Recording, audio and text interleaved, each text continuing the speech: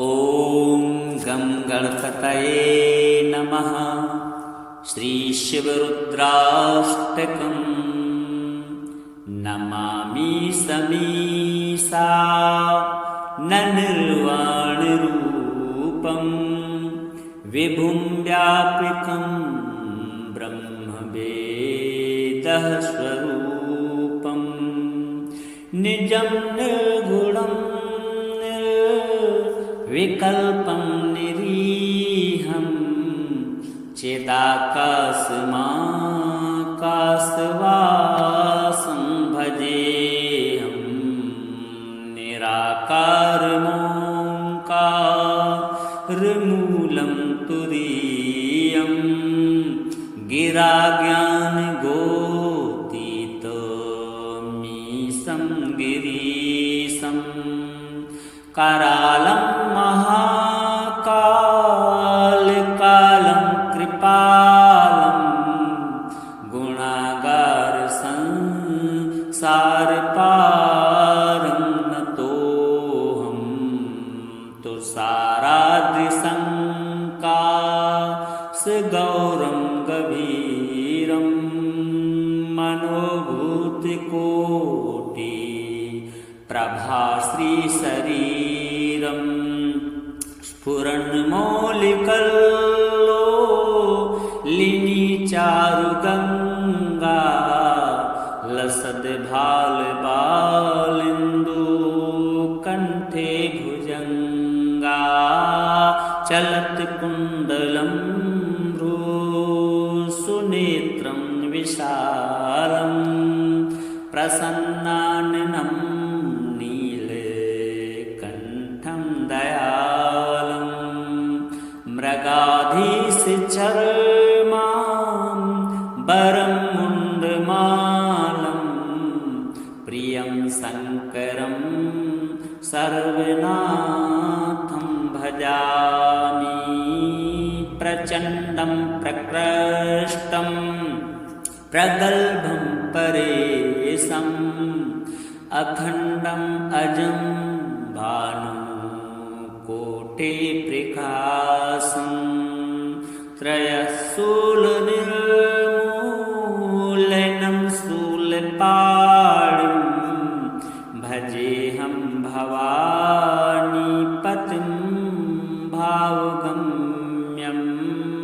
कलातीतकल्याणकल्पान्तकारी सदा सच्चिदानन्ददाता पुरारी चिदानन्दसन्दोहमोहापहारी प्रसीद प्रसीद प्रभो मन्मथारी न यावद् उमानाथ पादारविन्दं भजन्ति लोके परे वा नराणां न तावद् सुखं शान्ति सन्तापनाशं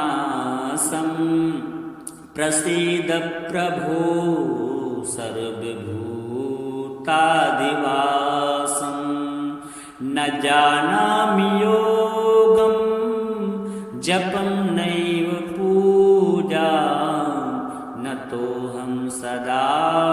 सर्वदा सम्भुतोऽभ्यं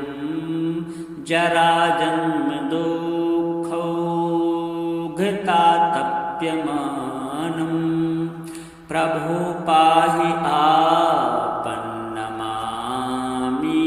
शम्भो रुद्राष्टकमिदं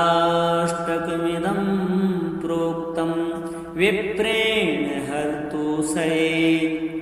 ये पठन्ति नरा भक्त्या तेषां शम्भो प्रसीदति।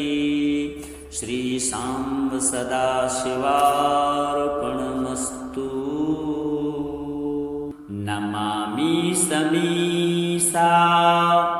न निर्वाणरूपं विभुं व्यापकं ब्रह्मवेदः भेदः स्वरूपं निजं निर्गुणं निर्विकल्पं निरीहं चिदाकाशमाकाशवासं भजेऽहं निराकारमोङ्कारमूलं तुरीयं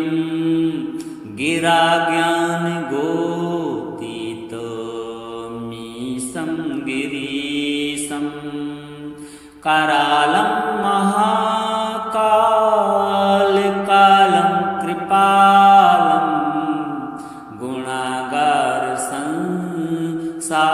गुणागारसंसारपारं नतोऽहं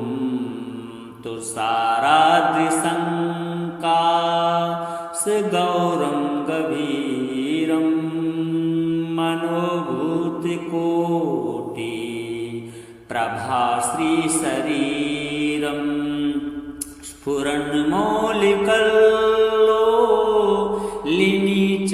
स्फुरन्मौलिकल्लोलिनीचारुगङ्गा लसद्भालबालेन्दुकण्ठे भुजङ्गा चलत्कुण्डलं भ्रूसुनेत्रं विशालं प्रसन्नाननं नीलकण्ठं दयालं मृगाधीशचर्मां वरं मुण्डमालं प्रियं शङ्करं सर्वनाथं भजामि प्रचण्डं प्रकृष्टं प्रगल्भं परेशम् अखण्डम् अजं भानुकोटिप्रकाशं त्रयशूलनिर्मूलनं शूलपाणिं भजेऽहं भवानीपतिं भावगम्यं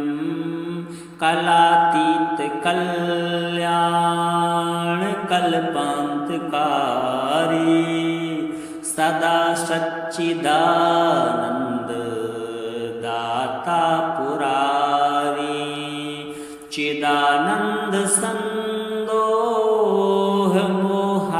चिदानन्दसन्दोहमोहापहारी प्रसीद प्रसीद प्रभो मन्मथारी नयावद् उमानाथ पादारविन्दं भजन्ति लोके परेवा नराणां न तावद् सुखं शान्ति सन्तापनाशं प्रसीद प्रभो सर्वभूतादिवासं न जानामि योगं जपं नैव पूजा नतोऽहं सदा सर्वदा सम्भुतोऽभ्यं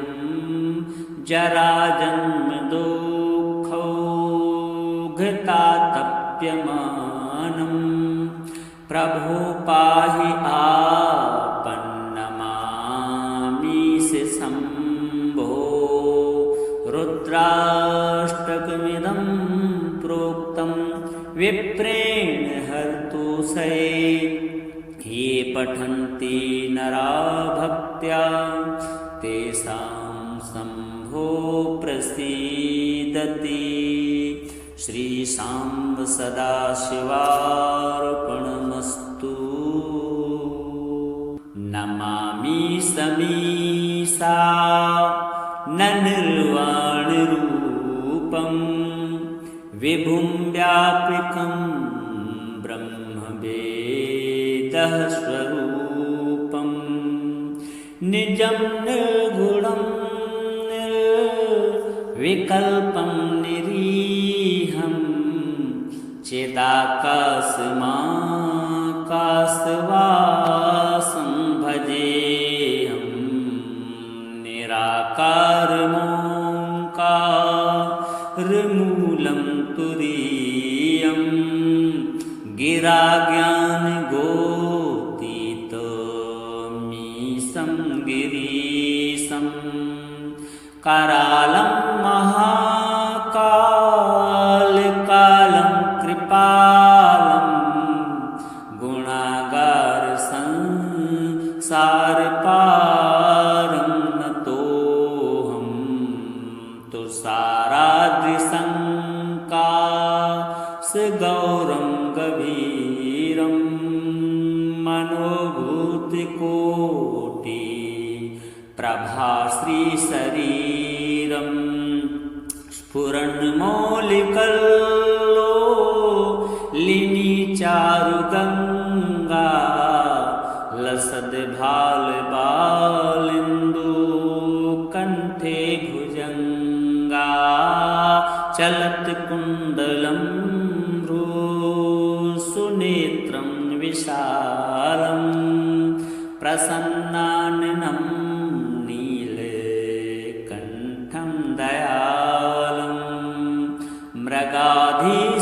मृगाधीशचर्मां वरं मुण्डमालं प्रियं शङ्करं सर्वनाथं भजामि प्रचण्डं प्रकृष्टं प्रगल्भं परेशम् अखण्डम् अजं भानुकोटिप्रकाशं त्रयशूलनिर्मूलनं शूलपाणिं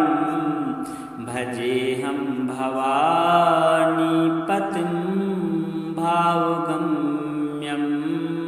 कलातीतकल्याणकल्पान्तकारी सदा सच्चिदानन्ददाता पुरारी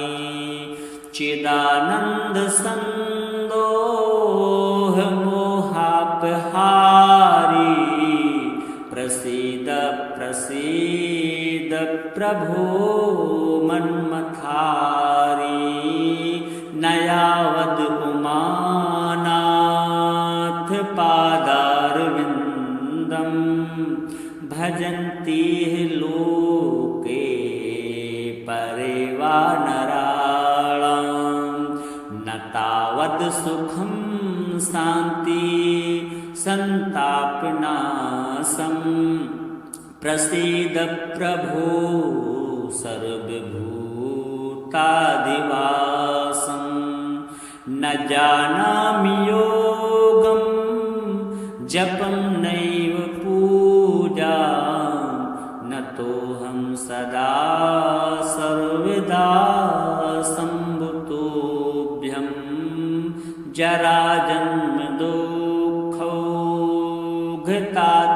जराजन्मदुःखौघतातप्यमानं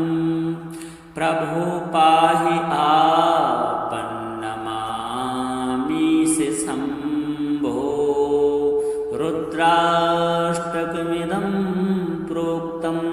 विप्रेण हर्तुषये ये पठन्ति नरा भक्त्या तेषां शम्भो प्रसीदति श्रीशाम्ब सदाशिवार्पणमस्तु नमामि समीसा न निर्वाणरूपं विभुं व्यापकं ब्रह्मवेदः स्वरूपं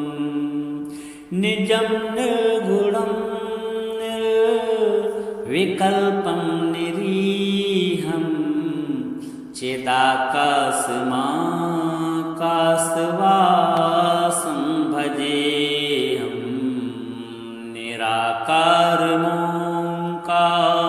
निराकारमोङ्कारमूलं तुरीयं गिरा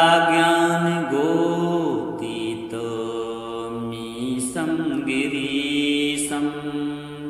करालं महाकालकालं कृपालं गुणागार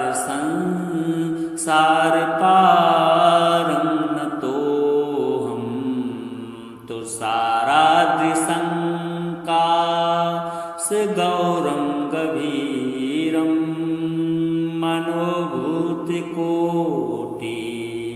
प्रभाश्रीशरीरं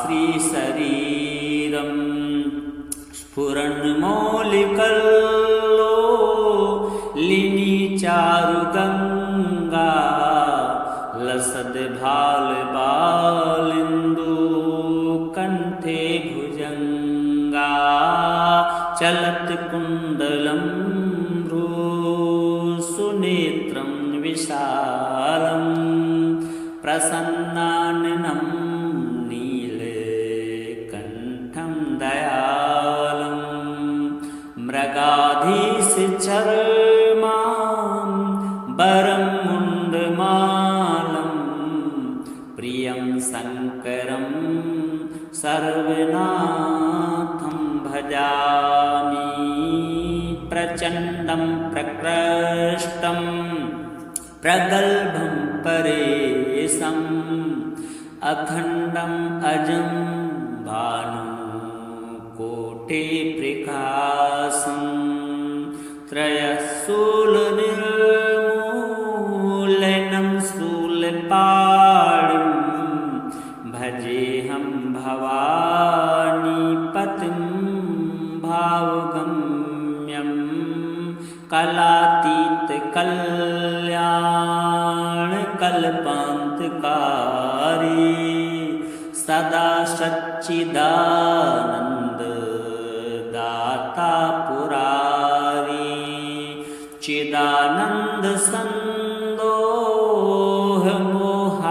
चिदानन्दसन्दोहमोहापहारी प्रसीद प्रसीद प्रभो मन्मथारी नयावद् उमानाथ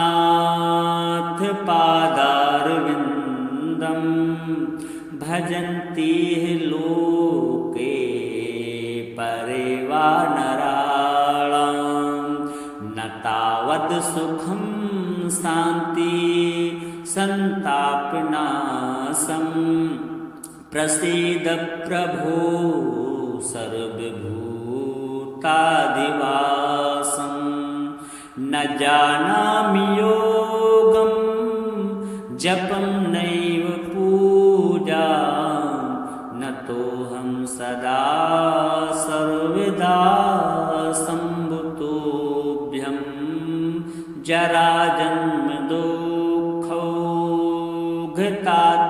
जराजन्मदुःखौघतातप्यमानं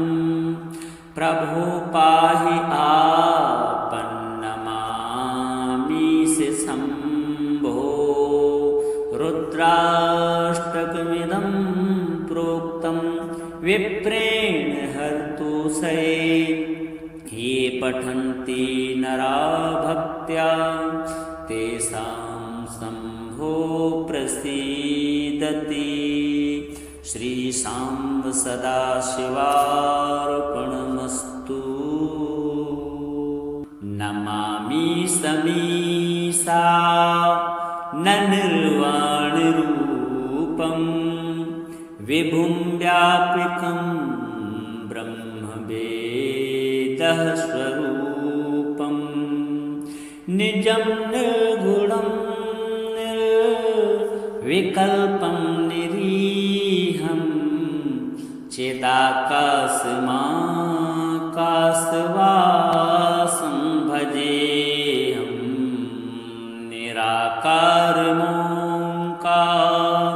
निराकारमोङ्कारमूलं तुरीयं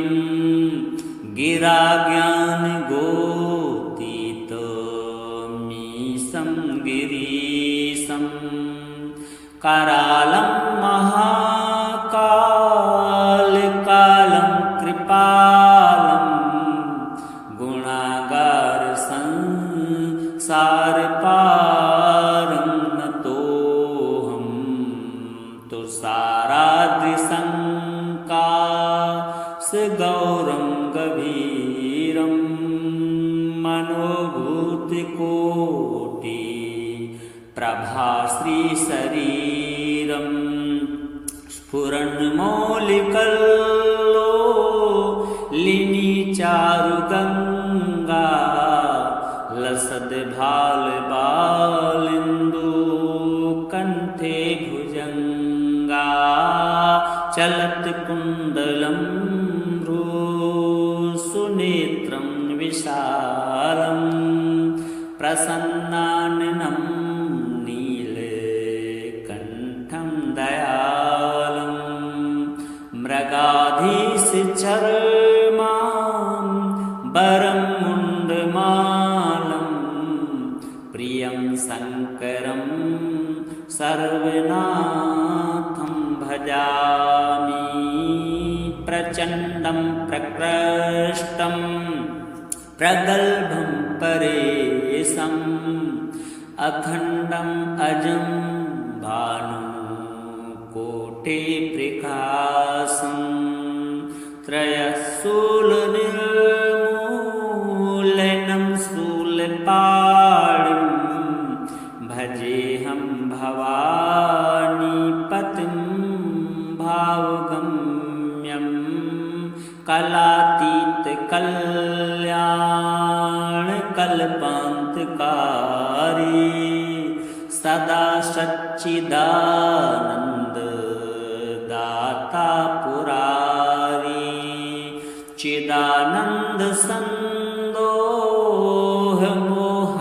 चिदानन्दसन्दोहमोहापहारी प्रसीद प्रसीद प्रभो मन्मथारी न यावद् उमानाथ पादारविन्दं भजन्ति लोके परे वा नराणां न तावद् सुखं शान्ति सन्तापनाशं प्रसीद प्रभो सर्वभूतादिवासं न जानामि योगं जपं नैव पूजा न तोऽहं सदा सर्वदा सम्भुतोऽभ्यं जराजन्म दुःखौघतातप्यमानं प्रभो पाहि आपन्नमामीश शम्भो रुद्राष्टकमिदं प्रोक्तं विप्रेण हर्तुषे ये पठन्ति नरा भक्त्या तेषां शम्भो प्रसीदति श्रीशाम्ब सदाशिवार्पणमस्तु नमामि समीसा न निर्वाणरूपं विभुं व्यापकं ब्रह्मवेदः स्वरूपं निजं निर्गुणं निर्विकल्पं निरीहं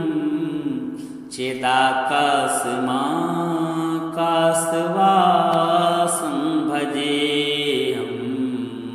निराकारमोङ्कारमूलं तुरीयं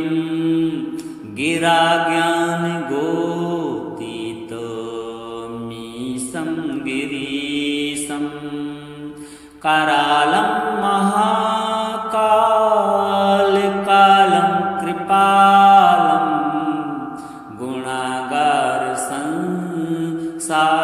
गुणागारसंसारपारं नतोऽहं तुषाराद्रिसङ्काशगौरं गभीरं मनोभूतिकोटि प्रभाश्रीशरीरं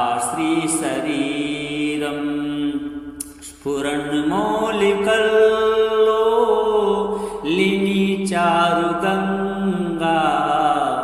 लसद्भालबालिन्दुकण्ठे भुजङ्गा चलत्कुण्डलं भ्रूसुनेत्रं विशालं प्रसन्नाननं नीलकण्ठं दयालं मृगाधीशचर्मां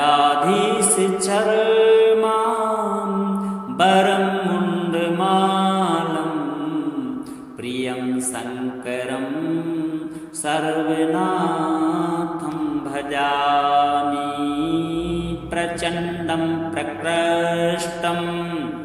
प्रगल्भं परेशम् अखण्डम् अजं भानुकोटिप्रकाशं त्रयशूलनिर्मूलनं शूलपाणिं भजेऽहं भवानीपतिं भावगम्यं कलातीतकल्याणकल्पान्तकारी सदा सच्चिदानन्ददाता पुरारी चिदानन्दसन्दोहमोहापहारी प्रसीद प्रसीद प्रभो मन्मथारी न यावद् उमानाथ पादारविन्दं भजन्ति लोके परेवा नराणां न तावद् सुखं शान्ति सन्तापनाशं प्रसीद प्रभो सर्वभूतादिवासं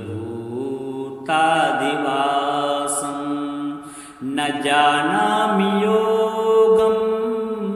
जपं नैव पूजां नतोऽहं सदा सर्वदा सम्भुतोऽभ्यं जराजन्मदुःखौघतातप्यमानं प्रभो पाहि आपन्नमामीश शम्भो रुद्राष्टकमिदं प्रोक्तं विप्रेण हर्तुषये ये पठन्ति नरा भक्त्या तेषां शम्भो प्रसीदति। श्रीशाम्ब सदाशिवार्पणमस्तु। नमामि समीसा न निर्वाणरूपं विभुं व्यापकं ब्रह्मवेदः स्वरूपं निजं निर्गुणं निर्विकल्पं निरीहं चिदाकाशमाकाशवासं भजेऽहं निराकारमोङ्कारमूलं तुरीयं गिराज्ञानगोतीतमीशं गिरीशं करालं महाकालकालं कृपालं गुणागारसंसारपारं नतोऽहं तुषाराद्रिसङ्काशगौरं गभीरं मनोभूतिकोटि प्रभाश्रीशरीरं स्फुरन्मौलिकल्लोलिनीचारुगङ्गा लसद्भालबालिन्दुकण्ठे भुजङ्गा चलत्कुण्डलं भ्रूसुनेत्रं विशालं प्रसन्नाननं नीलकण्ठं दयालं मृगाधीशचर्मां वरं मुण्डमालं प्रियं शङ्करं सर्वनाथं भजामि। प्रचण्डं प्रकृष्टं प्रगल्भं परेशम् अखण्डम् अजं भानुकोटिप्रकाशं त्रयशूलनिर्मूलनं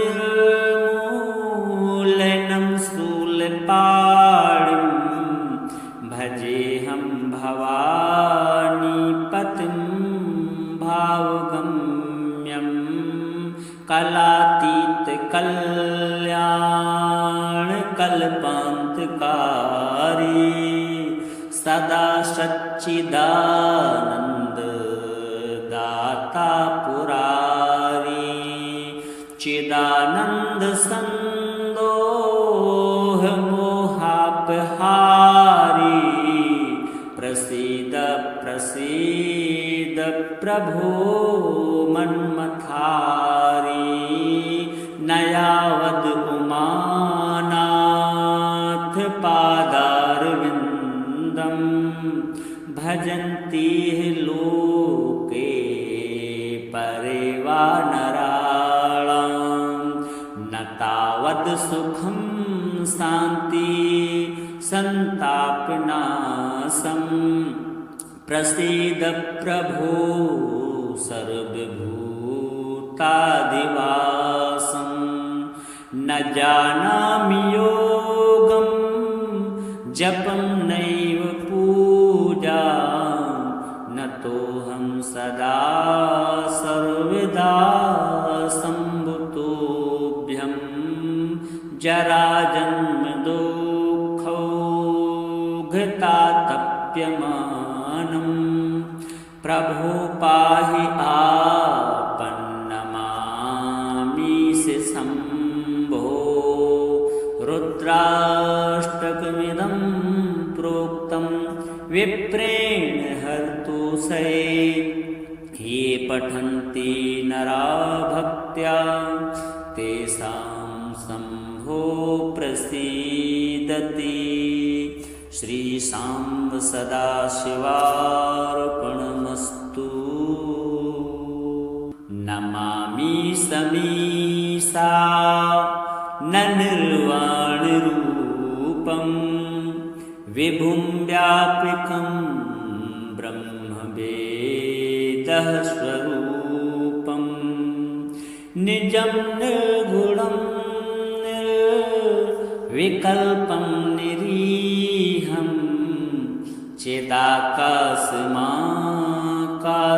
चिदाकाशमाकाशवासं भजेऽहं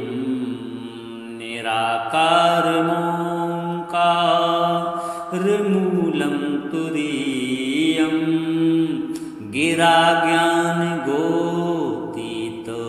गिराज्ञानगोतीतमीशं गिरीशं करालं महाकालकालं कृपालं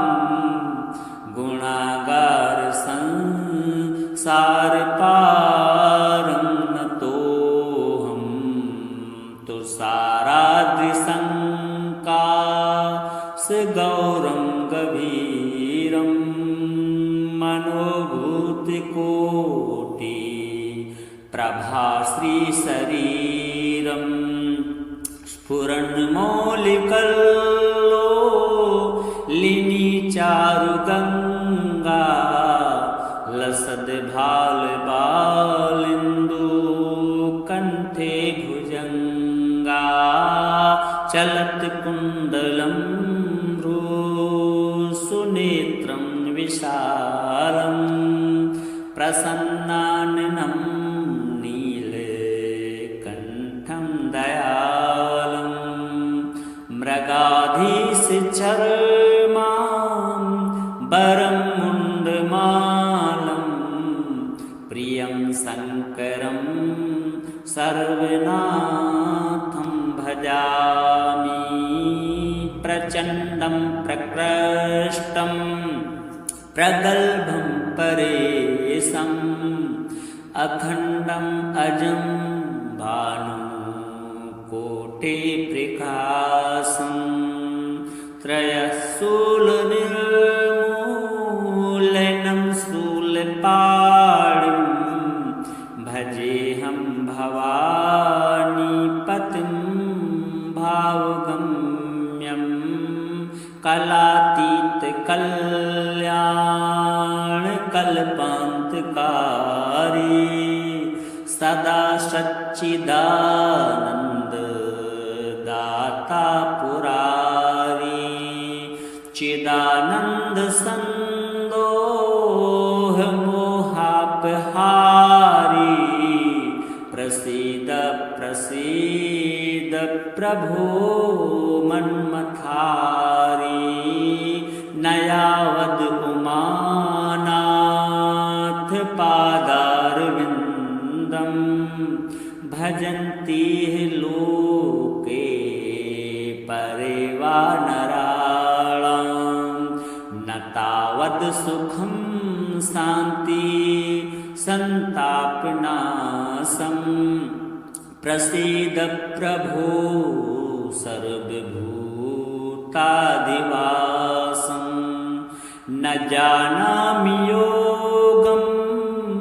जपं नैव पूजां न तोऽहं सदा सर्वदा सम्भुतोऽभ्यं जराजन्म दुःखौघतातप्यमानं प्रभो पाहि आपन्नमामीश शम्भो रुद्राष्टकमिदं प्रोक्तं विप्रेण हर्तुषे ये पठन्ति नरा भक्त्या तेषां शम्भो प्रसीदति। श्रीशाम्ब सदाशिवार्पणमस्तु। नमामि समीसा न निर्वाणरूपं विभुं व्यापकं ब्रह्मवेदः स्वरूपं निजं निर्गुणं निर्विकल्पं निरीहं चिदाकाशमाकाशवासं भजेऽहं निराकारमोङ्कारमूलं तुरीयं गिराज्ञानगोतीतमीशं गिरीशं करालं महाकालकालं कृपालं गुणागारसंसारपारं नतोऽहं तुषाराद्रिसङ्काशगौरं गभीरं मनोभूतिकोटि प्रभाश्रीशरीरं स्फुरन्मौलिकल्लोलिनीचारुगङ्गा लसद्भालबालेन्दुकण्ठे भुजङ्गा चलत्कुण्डलं सुनेत्रं विशालं प्रसन्नाननं नीलकण्ठं दयालं मृगाधीशचर्मां वरं मुण्डमालं प्रियं शङ्करं सर्वनाथं भजामि प्रचण्डं प्रकृष्टं प्रगल्भं परेशम् अखण्डम् अजं भानुकोटिप्रकाशं त्रयशूलनिर्मूलनं शूलपाणिं भजेऽहं भवानीपतिं भावगम्यं कलातीतकल्याणकल्पान्तकारी सदा सच्चिदानन्द दाता पुरारी चिदानन्द संदोह मोहापहारी प्रसीद प्रसीद प्रभो मन्मथारी नयावद उमानाथ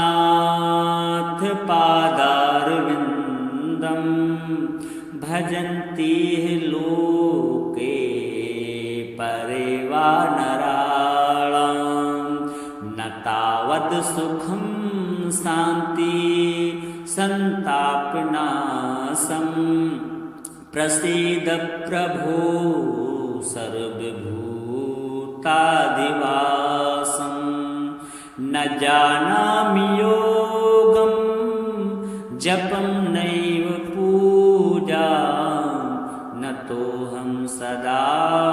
सर्वदा सम्भुतोऽभ्यं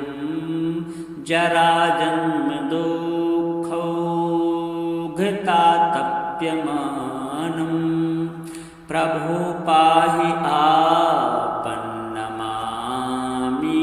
शम्भो रुद्राष्टकमिदं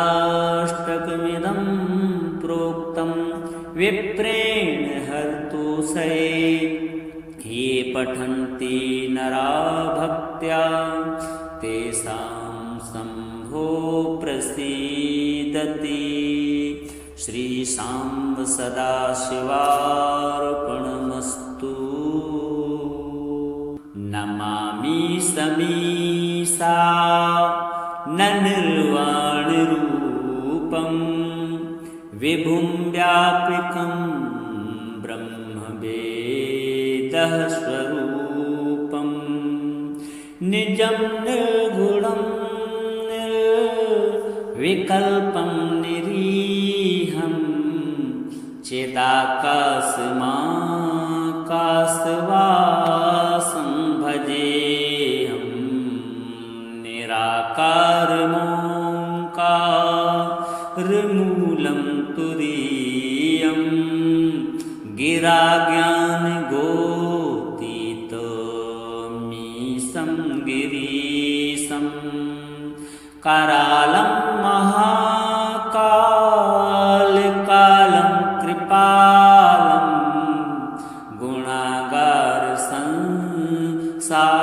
गुणागारसंसारपारं नतोऽहं तुषाराद्रिसङ्काशगौरं गभीरं मनोभूतिकोटि प्रभाश्रीशरीरं स्फुरन्मौलिकल्लोलिनीचारुगङ्गा लसद्भालबालिन्दुकण्ठे भुजङ्गा चलत्कुण्डलं भ्रूसुनेत्रं विशालं प्रसन्नाननं नीलकण्ठं दयालं मृगाधीशचर्मां वरं मुण्डमालं प्रियं शङ्करं सर्वनाथं भजामि प्रचण्डं प्रकृष्टं प्रगल्भं परेशम् अखण्डम् अजं भानुकोटिप्रकाशं त्रयशूलनिर्मूलनं शूलपाणिं भजेऽहं भवानीपतिं भावगम्यं कलातीतकल्याणकल्पान्तकारी सदा सच्चिदानन्ददाता पुरारी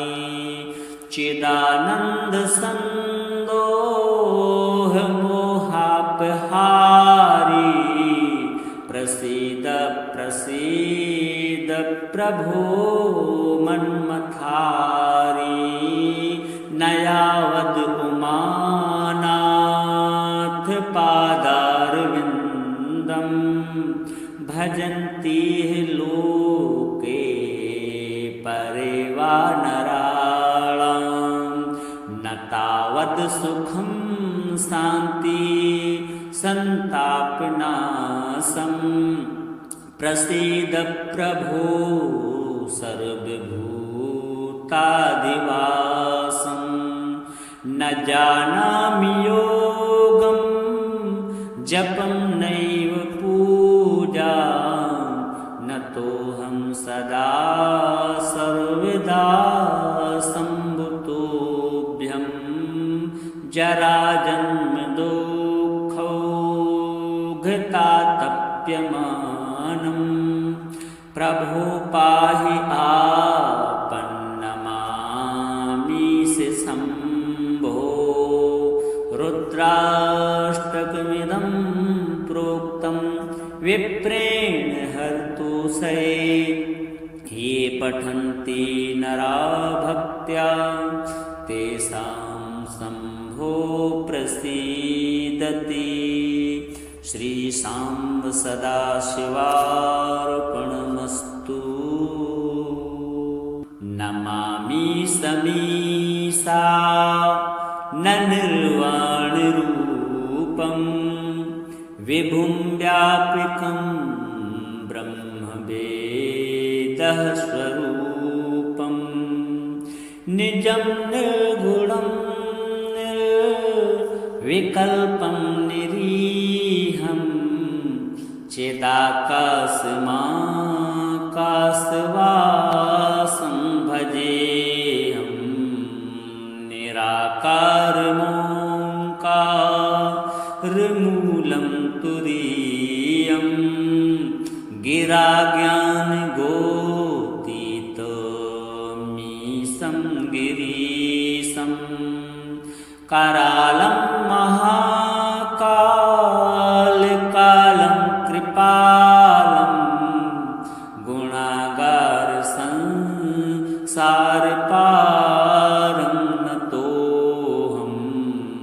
तुषाराद्रिसङ्काशगौरं गभीरं मनोभूतिकोटि प्रभाश्रीशरीरं स्फुरन्मौलिकल्लोलिनीचारुगङ्गा लसद्भालबालेन्दुकण्ठे भुजङ्गा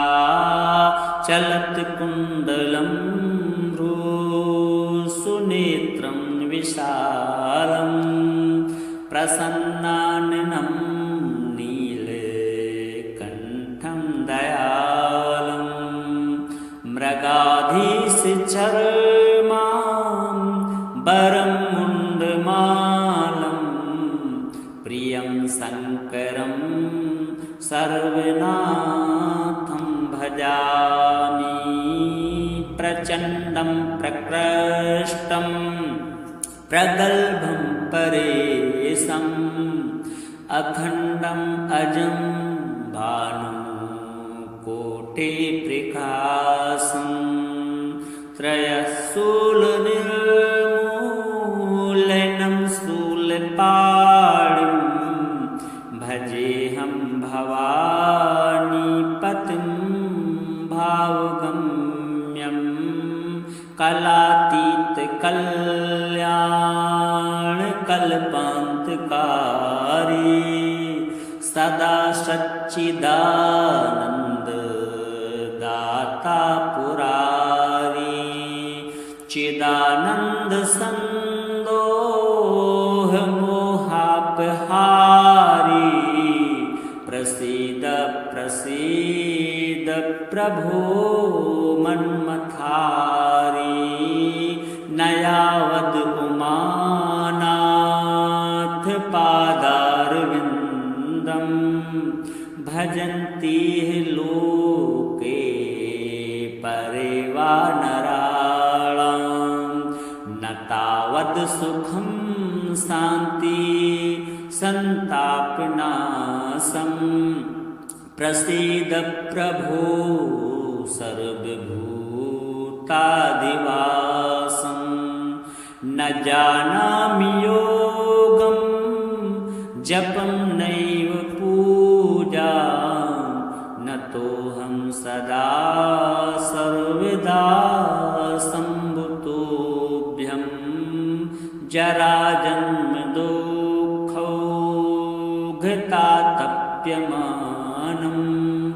प्रभो पाहि आपन्नमामीश शम्भो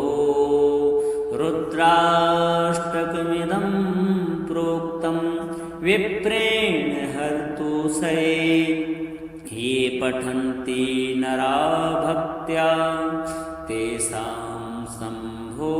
प्रसीदति। श्री सांब सदाशिवार्पणमस्तु।